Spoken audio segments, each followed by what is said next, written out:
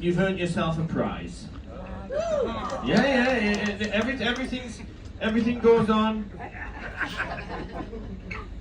In the Viking Tour Guild, you have things from the shop that you can buy. They're actually in there, €20 a piece.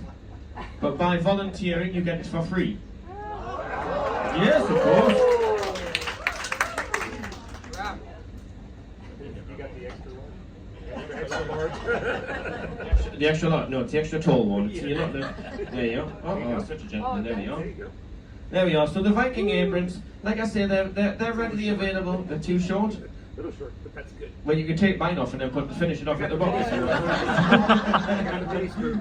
It's the Friday night version this time, no?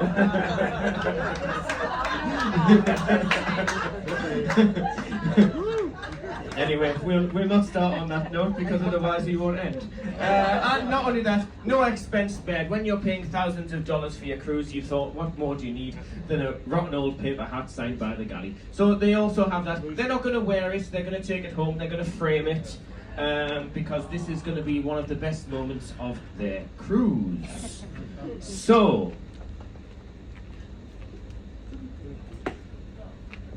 let's start. You're watching me like as if you're waiting for me to make a mistake. I will not make a mistake. You know why I will not make a mistake? Because they're making it. So it's not me. So I can tell you whatever you want. I can tell you exactly. You know, in this case, what you will find is that the executive chef is never wrong. What's the first rule in cooking? The chef is always right. What's the second rule in cooking? If you think the chef is wrong, revert to back to rule number 1. So we're going to do this in the same thing. So the WD-40 of the baking world, okay? If you need something else, you can use vegetable oil. I don't suggest you use real WD-40 because you might have a slight taste behind the pastel nata. But the good thing about this is that it is vegetable based. So if you see our lovely puff pastry, that is also vegetable based. So if you have anybody that has any dietary requirements like lactose free, you can also make these for them as well without an issue. So from afar, well, it's definitely going to be from afar with you, it's going to be from the roof, no? You spray your tins. Okay. We're going to be using 2 different types of tins today. We're going to be using the regular tin that you probably used in Lisbon, maybe. I'm coming to you because I just want to take a thumbs up. Going right so far? Okay. It's been a while since I've had to say yes to somebody. And then you can... We had to make our puff pastry. You had to make your puff pastry. I get somebody else to do that for me, so it's called a factory somewhere that I don't know where it comes from. So we sprayed our tins from afar. In this case, on this demonstration, we're going to use the recyclable tins that you can use, or you can throw them in the bin once you've finished with them. As the lovely gentleman that's watching my every single move said to me that they made their own puff. It takes you 6 hours to make puff pastry. We did it in about 20 minutes. 20 minutes, so you didn't make real puff pastry then, you made something which we would call a rough puff, or Cheater. Sorry? Did he bring the recipe? No, he's memorized that, I can see it by his face. The girl that charges all the money to teach us how to do it, and she emails us the recipe. Yeah, okay, well give me an over and then I'll make it next time. Anyway, I can't talk about rough puffs too much because you never know where they come from. There we are, so in this case, what we do is we buy our pastry from a place called The Factory, and it also comes ready rolled. Now, as you know, in this case we don't make rounds of the pastry like this. You have the long sausage and then you chop it up into pieces. Exactly. You see, I do know what I'm doing. I do know what I'm doing, actually. The male chef told us that he has to be able to make those in the pans in 6 seconds. Yep. Exactly. 6 seconds each that it takes because you're making so many at the same in one go. You don't have time to do this. And realistically, you know, I'm showing you this because this is more the home style method. You know, you go to the store, you buy the pastry, you know, you're not going to spend 6 hours if you make real puff pastry. Okay? Exactly. And yeah, it makes no sense. You know, in my opinion, why have a dog when you bark yourself? You know, I don't see the point in making puff pastry because nobody's eating a pastel de nata and saying, Michael, I can tell the fact that you make your own pastry. In this case, I do. No. Puff pastry. Don't you Takes stop, 2 no. days. I'm good enough for him over there. Are you talking about? And he's bigger than me, so I'll set him on you. If I need to release him, I will. So, we're going to take 6 of these, providing that I'm allowed to do this. Do you have anybody else that wants to just tell me what to do? Because I don't you know. Can we start putting them in? Yes, you can, please do. Well, ask them first, Can actually. we, is it okay? Yeah, can you start? So yeah, so what you're doing is in our home style way, not any way that you've seen it in Lisbon or anybody else that's seen it on TV or whatever it is. We are cutting out our molds the same size as the top of the mold. And then you're using your thumb, pressing it in, which would be the same way as what they would do in Lisbon, but certainly a lot faster. Okay? So, you know, at home when you put the music on and you're enjoying life, making pastel de nata for someone that's coming over for coffee later on, you just put that in there and that's it done. That's the first bit done. Nothing too difficult. Approved? Okay, thank you. There we go. I still keep my job for another week. So, in regards to this, now I'm going to tell you something just before you start complaining. I'm going to do the foolproof method. Okay? That way you don't split the eggs, you don't do anything. So when you read the I just want to make sure they're okay. Yeah? I like him, he can stay on for next week. Okay. I'm going to do the foolproof method, which will mean that when you go home, this will never fail. It will never fail, okay? Although if you want the real method, you can see that gentleman over there. But the foolproof method starts off with adding our milk to the pan.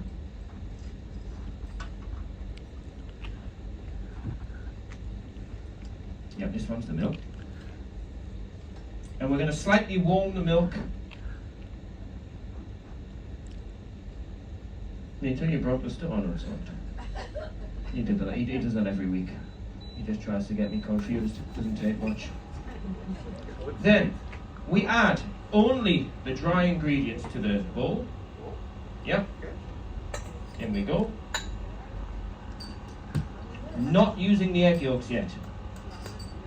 I know you make the custard with the egg yolks and do, but we are going to leave the egg yolks till last. The egg yolks we use came in carton. Yes, you did. There's a carton of egg yolks.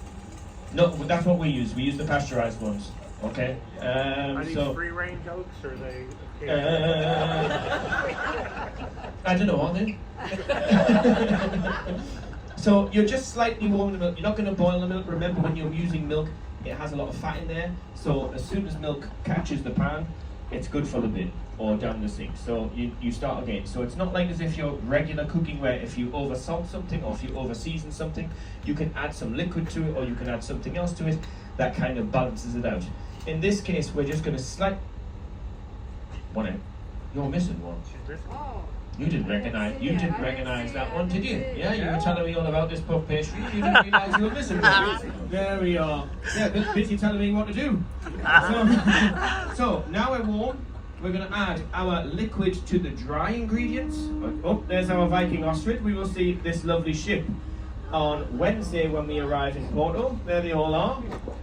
There's Myra waving at us. She's our lovely bar chef on there. We don't know each other from the ships at all. No. And then now, so wet to dry, never dry to wet. So in it goes. Wild beef. No, you just pour it in and then you'll whisk afterwards. Beautiful. I will switch it off so we don't have any fires. And then we are whisking until all of the ingredients are incorporated. Still no egg yolks going in just yet, so don't panic. This is exactly the way I want it to go. Okay? That's it. Whisk. Are the bubbles gone? Or the lumps gone, sorry? She's got it. She's in the zone. She's in the zone. She's not even answering. I'm asking her a question and she's not even answering. You know. That's it. That's it. Are you sure? Can I show them? Sure. Are you sure?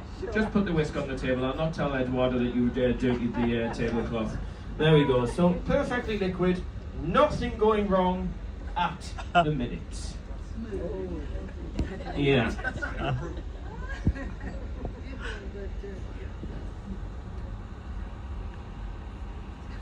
There we are. No, I'm just showing you the stages because the thing is that sometimes when you're cooking, you think that something should happen. Because remember when you use cornstarch, things normally get slightly thicker. But at this stage, just because the milk was only slightly warmed, the cornstarch won't work just yet. That will only work once heat is applied. So, perfectly well, yours the same. We're going to return it back to the pan. Once we return it back to the pan, what we're going to do is we're going to add our vanilla extract. Now, vanilla extract, very, very nice. You can see it's thick. It's very, very, very. You can use vanilla bean paste. You can use actual beans if you want. You can use vanilla essence. I wouldn't use vanilla essence if you can help it because it's normally the stuff that's left over from when you're making the extract. But yeah, you can whisk it. And then we're going to put it back on slowly whilst I'm just telling these lovely people about vanilla. And then, if you want, last night, believe it or not, many of you enjoyed the late creme queimado, the dessert that we had last night, which was the creme brulee that was fed with the vanilla. The lemon, sorry. In this case, don't use the juice if you're going to be putting this into the milk, because that will curdle the milk. Okay, so what we do is when we're making the late creme queimado, is we take a vegetable peeler, we peel the outside of the lemon, and we infuse this the day before. So you put this in the milk, you leave it in the fridge, and then the day before, and then the day after, you start making your things with it. So it really leaves that lovely perfume of the lemon. You can use oranges, you can use limes. I suggest you continue to whisk. Otherwise, you're going to have something at the bottom of that pan that the dishwashers downstairs are not going to be very happy with. Okay? And when my dishwashers get upset when we burn things, they're in charge. So, yeah. Do you need a longer whisk? No. No? It's okay, because we have some downstairs. Had I knew you were coming, I would have got one of the big ones. Now, is it starting to thicken? Not really. No, you're probably whisking the wrong way, that's why. Yeah, you need to go the other way. Counterclockwise. I've done something to this, but that's Secret okay. turn. I can smell the vanilla, so something's going to go somewhere. Yep. But we're still not adding the eggs, remember, don't panic. I haven't forgotten about the eggs. They're still in my sight. Get right into the edges of the pan. Sometimes I say the corners. Excuse my English. I know round pans don't have corners, but it's just an expression. Now it's starting to get a little thicker. It's starting to get thicker. Yes. Are you sure? Yes. Come What, here, give me your finger. Give me your finger. Well, you want it? I can if you want. Yeah, Yes, not it's too bad. Yeah, get a little thicker, right? You see, I haven't died yet. Give it time. Now we're getting there. Yeah, yep, take it off. Continue to whisk. Why is your, I know why. Ooh, it's getting thick. Me too, you put the stove the wrong way around. Right, there we are. Oh God, no.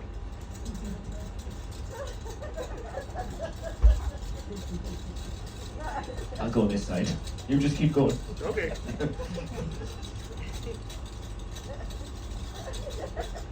Is it getting thicker? This is like concrete.